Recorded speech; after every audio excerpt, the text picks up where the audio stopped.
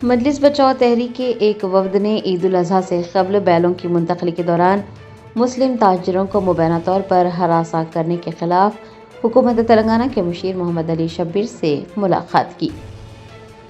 शहर हैदराबाद में और दीगर मकामात पर ईद उल अजहा से कबल मवेशियों की मुंतकली का सिलसिला शुरू हो गया है। मजलिस बचाओ तहरीक के एक आला सतही वफद ने तर्जुमान अमजदुल्ला खान खालिद की क़यादत में हुकूमत तेलंगाना के मुशीर बराए अक़लियती उमूर मोहम्मद अली शब्बीर से मुलाकात की। वफद ने रियासत में बैलों की मुंतकली के दौरान मुस्लिम ताजिरों को दरपेश मसाइल और उन्हें हरासा किए जाने के खिलाफ एक तफसीली याददाश्त पेश की। एमईटी के वफद ने मोहम्मद अली शब्बीर को बताया कि तेलंगाना पुलिस की जानिब से मुख्तलिफ रियासतों से लाए जाने वाले बैलों को बड़े पैमाने पर जब्त किया जा रहा है और ताजिरों के खिलाफ prevention of cruelty to animals act के तहत मुकदमात दर्ज किए जा रहे हैं। अमजदुल्ला खान खालिद ने सवाल उठाया कि जब ताजिरों के पास जानवरों की मुंतकली के कानूनी दस्तावेजात मौजूद हैं तो फिर गाड़ियों को रोका क्यों जा रहा है। वफद ने इस बात पर गहरी तशवीश का इजहार किया कि न सिर्फ जानवरों के मालिकान बल्कि गरीब ड्राइवर्स और क्लीनर्स को भी मुकदमात में मुलव्विस किया जा रहा है, जिससे कई ख़ानदानों का रोज़गार मुतासिर हो रहा है। एमईटी ने इल्ज़ाम लगाया कि बाज़ मुकामात पर बजरंग दल के कारकुन कानून को हाथ में ले रहे हैं और पुलिस पर दबाव डालकर गाड़ियां रुकवाई जा रही हैं।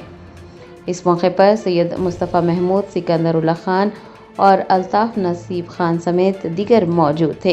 मोहम्मद अली शब्बीर ने वफ़द को यकीन दिलाया है कि वो इस मामले पर आला पुलिस के हुकाम से बात करेंगे और इस बात को यकीनी बनाएंगे कि ताजिरों को हरासा ना किया जाए और ईद के मौके पर अमन व अमान बरकरार रहे।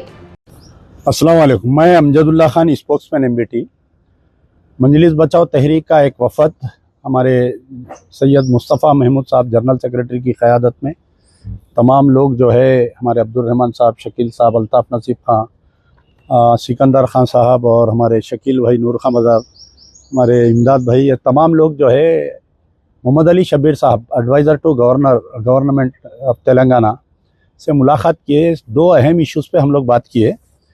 पहला एक इशू ये है कि जैसा कि आप लोग जानते हैं कि ईद उल अजहा का कुछ ही दिन में होने वाली है और ईद उल अजहा के लिए जानवरों को लेके आ रहे हैं 3-4 स्टेट से, आपके आंध्र प्रदेश, महाराष्ट्र, कर्नाटका से जानवर लेकर आ रहे हैं। तो जैसा ही तेलंगाना में बॉर्डर एंट्री हुई तो बैल को सीज कर दे रहे हैं, गाड़ी पे केस बुक कर दे रहे हैं, गाड़ी वाले के ऊपर केस बुक कर दे रहे हैं और जुल्म की इंतहा इतनी हो गई कि कोई ऐसा डिज़ाइन नहीं है कि एक गाड़ी में 2 जानवर लाना, एक गाड़ी में 3 जानवर लाना। ऐसा अभी तक गवर्नमेंट की तरफ से कोई रूल्स नहीं आए। हर पुलिस स्टेशन का सर्कल जो है अपना ओन लॉ बना रहा उन्हें। तो कुछ दिन पहले हम लोग डीजीपी कने भी गए थे, डायरेक्टर जनरल ऑफ पुलिस, हमारे सीवी आनंद साहब से भी नुमाइंदगी किए और अब मोहम्मद अली शब्बीर साहब से भी नुमाइंदगी किए। तो इसमें मेन इशू ये है कि तेलंगाना में बैल के ऊपर कहीं पाबंदी नहीं है जैसा दूसरे स्टेट में अगर है। तो यहाँ पर ना ट्रांसपोर्ट पे पाबंदी है, ना इसके सैक्रिफाइस पे पाबंदी है। फिर किस वजह से पुलिस वाले ये बैल के गाड़ियों को रोक रहे हैं, ये बात अभी तक समझ में नहीं आई। जो प्रीवियस गवर्नमेंट थी बीआरएस की, उसकी हारने की 10 बड़े वजूहात जो थे, उसमें एक बड़ी वजूहात ये थी कि मुसलमान जो ट्रेडर्स है उनके ऊपर पिछले 9 साल में बहुत जुल्म किया गया। करोड़ों रुपए का जानवर खींच लिए, जिसकी तरफ से जो है लोग बीआरएस को वोट नहीं दिए, कांग्रेस को वोट दिए और ये समझ रहे थे कि कांग्रेस पार्टी आने के बाद में ये जुल्म सितम का सिलसिला ख़त्म हो जाएगा बोल के। लेकिन यहाँ पर ऐसा हो रहा, कांग्रेस गवर्नमेंट आने के बाद में जुल्म सितम का सिलसिला और बढ़ गया। यहाँ पर पहले खाली जानवर पकड़ते थे, अब ये पिछले 2 साल से गाड़ी सीज कर दे रहे हैं, गाड़ी के ओनर के ऊपर केस बुक कर दे रहे हैं, जानवर लारास वाले पे केस बुक, ड्राइवर क्लीनर को भी नहीं छोड़ रहे, उन पर केस बुक कर दे रहे हैं। अब आप बताइए, जो गाड़ी रहती वो किराए की रहती, उन्हें इंस्टॉलमेंट पे लेता, ईएमआई रहते उसके गाड़ी के। अगर गाड़ी सीज हो गई कोर्ट में, 1-2 साल उसकी गाड़ी अंदर रही तो उन्हें ईएमआई कहाँ से बनेगा बताइए। खैर बहरहाल ये बहुत सारे ऐसे एक्टिविटीज़ हो रही, इसकी तरफ से हमारे को जो है बहुत प्रॉब्लम हो रहा। हमारे को ये पिछले 2 हफ्तों के अंदर तकरीबन 1.5 से 2 करोड़ रुपए के जानवर पकड़ लिए। कल रात की बात मैं बोल रहा हूँ, कल जो है ज़हीराबाद का बाज़ार लगा था। कल ज़हीराबाद के बाज़ार में जो है माल लेके आ रहे थे, तो संगारेड्डी के ऊपर बाज़ाफ्ता हमले हो रहे हैं, गाड़ियों को रोक के बजरंग दल वालों के। कोई पुलिस वाला नहीं है। फिर मैं रात में जो है हमारे डीसीपी से, ये शेरलिंगमपल्ली जो पुलिस स्टेशन लगता, जहाँ पर ओआरआर स्टार्ट हो रहा, वहाँ के जो इंस्पेक्टर थे उनको कॉल किया, एसीपी को कॉल किया, डीसीपी को कॉल किया रात में, फिर संगारेड्डी की पुलिस को अलर्ट करा। तो तकरीबन सुबह के 6 बज गए मेरे को। एक 15 गाड़ी माल पास कराने के वास्ते मेरे को सुबह के 6 बज गए।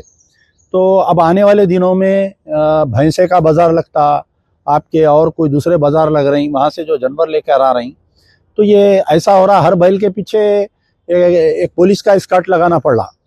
तो गवर्नमेंट की तरफ से कोई क्लैरिटी नहीं रहने की तरफ से ये जुल्म हो रहा, तो इससे बहुत तकलीफ हो रही। इसका हम ये नोट लेते हुए हम लोग मोहम्मद अली शब्बीर साहब से नुमाइंदगी करे हैं कि आप चीफ मिनिस्टर साहब से बात करके, डीजीपी साहब से बात करिए, ये जुल्म सितम का सिलसिला बंद हो जाना चाहिए। दूसरी चीज़ ये है कि कुछ ही दिन के बाद में जो है माह मुहर्रम आने वाला है। मैं समझता हूँ कि 40 दिन कुछ है माह मुहर्रम के लिए। तो माह मुहर्रम में जो है हाथी का एक बड़ा मसला हो रहा, क्योंकि निज़ाम ट्रस्ट का एक हाथी था, वो हाथी लाते थे। 10 मुहर्रम का जो बीबी का आलम का जो जुलूस है वो हाथी पे निकालते थे। ये हाथी मरने के बाद से बहुत प्रॉब्लम हो रहा। तो पिछले 2-3 साल से हम ये देख रहे हैं कि मोहम्मद अली शब्बीर साहब वो हाथी लाने के लिए बहुत कोशिश कर रहे हैं, यानी तकरीबन 10-15 दिन कोशिश कर रहे हैं। बाद में कोई लोग आके हम करे बोल के वीडियोस बना रहे हैं, लेकिन एक्चुअल जो है हाथी लाने के ऊपर मोहम्मद अली शब्बीर साहब जो काम किए हैं पिछले 2 साल में, 3 साल में, ये एक बहुत बड़ा कारनामा है उनका। तो मोहम्मद अली शब्बीर साहब लास्ट टाइम एक बात अच्छी बोले थे कि स्टेट गवर्नमेंट खुद 2 हाथी खरीद ली तो बेहतर रहता बोल के। तो इसके ऊपर हम मुसलसल लेटर्स लिख रहे हैं, सीएम को लेटर लिखे, फॉरेस्ट मिनिस्टर कोंडा सुरेखा को हम लेटर लिखे, हम जो उत्तम कुमार रेड्डी साहब को लेटर लिखे, डिप्टी सीएम को लेटर लिखे, मोहम्मद अली शब्बीर साहब को भी लेटर लिखे। तो आज वो भी सिलसिले में हम लोग याद दिलाए कि जो मुहर्रम का हाथी है, अब 40 दिन है, आप लाल खरीद के उसको ला के जू में रखिए। तो शब्बीर भाई एक बहुत इंपॉर्टेंट बात ये बोले कि भाई हम खरीद लेते, उसको रखते कौन, मेंटेनेंस कौन करते। अब जैसा केरला में है वहाँ पर मठ के लोग करते, महाराष्ट्र में वहाँ पर भी मठ कल्चर है, यहाँ अपने कहने तेलंगाना में मठ कल्चर नहीं है। उसको कहाँ रखते, उसका साल का खर्चा कौन उठाते, कम से कम 1 साल में उसका क्या खर्चा आता। तो कोई प्राइवेट ऑर्गेनाइजेशन आगे आता क्या ये खर्चा उठाने के लिए, कोई शिया ऑर्गेनाइजेशन आगे आता क्या उसका खर्चा उठाने के लिए। पहले तो निज़ाम ट्रस्ट वाले खर्चा उठाते थे, अब उनके पास हालात नहीं है उसके। तो फिर हम शब्बीर भाई को बोले कि भाई आप पहले वो क्यूरेटर जी को बुलाइए, बुला के मीटिंग करिए, मीटिंग करके एक हाथी का महीने को क्या खर्चा आता वो खर्चा आप उठाइए। तो कोई तंजीम को हम भी बोल सकते हैं, आप भी अपील करिए, यानी तो फिर गवर्नमेंट कुछ बोलेंगे, गवर्नमेंट इतने फलाई स्कीम के काम कर रही है, हाथी का खर्चा क्या आता, महीने को एक 5-10 लाख रुपए आता है, 2 साल के पैसे एडवांस में रखाने की कोशिश करेंगे। या कोई राज्यसभा एमपी है, एमएलसी है, उनके फंड्स रहते हैं, उससे हम दिलाने की कोशिश करेंगे। तो बहरहाल ये हाथी का मसला जो है अब की बार बी के आलम में तेलंगाना के ज़ाती हाथी पे ये बी के आलम का जुलूस निकलने की कोशिश करेंगे।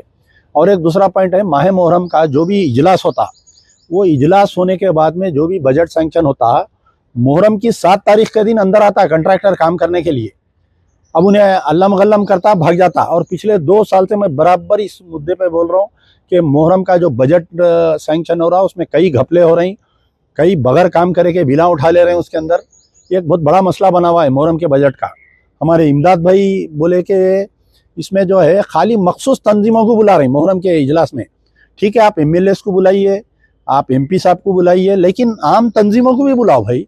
जो शिया तंजीमा हैं उनको मालूम है, जैसा आप कोई आपका कोई आशुर खाना है, ये लोगों की कोई तंजीम है। तो बोले कि जो भी तंजीम को जो अब एक क्या रहता, अब आप देखिए कांग्रेस बीआरएस गवर्नमेंट थी तो यही लोग थे, फिर कांग्रेस गवर्नमेंट आई तो भी यही लोग बोले तो कोई तो चेंजेस होना चाहिए, उसमें कोई चेंजेस नहीं हो रहे हैं उसमें। तो जो भी तंजीम को बुलाना है या नहीं बुलाए हैं उसके बारे में आप लेटर लिखिए, जो भी तंजीम आना चाह रही है मैं उसके ऊपर भी गौर करता हूँ। और जो पॉइंट आप बोले हैं कि ये जो मुहर्रम से पहले कामा मुकम्मिल हो जाना पूरे, उसका भी हम जिक्र करेंगे। जल्द से जल्द जो है मुहर्रम से पहले पूरे काम ख़त्म हो गए और 10 दिन जो मुहर्रम के रहते उसमें ज़ायरीन को तकलीफ नहीं हुई, वैसा हम कोशिश करेंगे बोल के बोले। शुक्रिया, यार जिंदा सोबत बा। German 10 super speciality hospital, national award winner doctor Mir Jawad Jar Khan, German trained senior orthopaedic surgeon and director, माहिर डॉक्टर्स डॉक्टर वासिफ आजम और doctor Bharvi Chanduri, senior cardiologist और दीगर डॉक्टर्स नुमाया खिदमत अंजाम दे रहे हैं। Robotic surgery, advance cath lab, MRI, operation theatre, ICU, 2D ultrasound जैसी सहूलियात से आरास्ता कॉर्पोरेट लेवल हॉस्पिटल। वाजबी फीस में हर मर्ज से शिफायाबी के लिए German 10 super speciality hospital, Attapur.